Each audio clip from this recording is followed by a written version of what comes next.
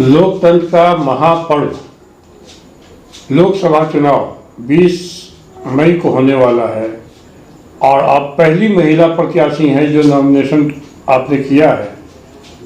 तो आप एक डॉक्टर होने के नाते, फिजियोथेरेपी की आप डॉक्टर भी हैं, कैसे आपको दिमाग में आया कि हम नॉमिनेशन फाइल करें? क्या हुआ, कैसा दिमाग, किसने कहा?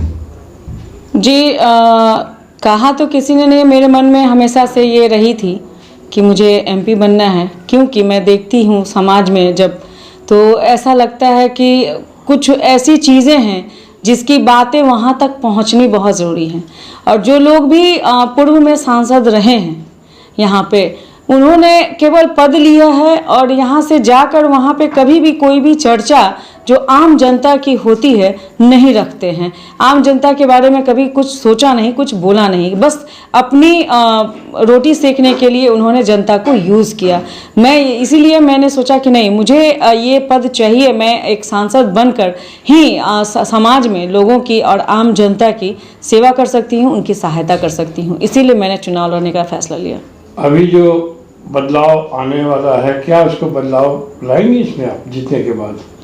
जी हाँ, अगर जनता मुझे वहाँ तक पहुँचने का मौका देती है तो निश्चित तौर पे मैं यहाँ पे सारण की धरती पे मैं पूरी तरीके से ऐसे बदलाव लाऊंगी जो कि सारण की जनता के लिए बहुत ज़रूरी है। उनके मन में जो खुशियाँ आएंगी, जिससे मैं वही काम करूँगी।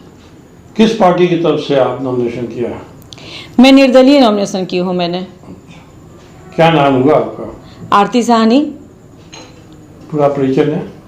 जी, मेरा आरती साहनी नाम हुआ। मैं सारण जिला से ही बिलोंग कर रही हूँ और इसीलिए सारण के लिए ही मैंने सोचा है चुनाव लड़ने के लिए, और सारण के लिए लोगों के लिए मैंने चुनाव लड़ने का फैसला किया था।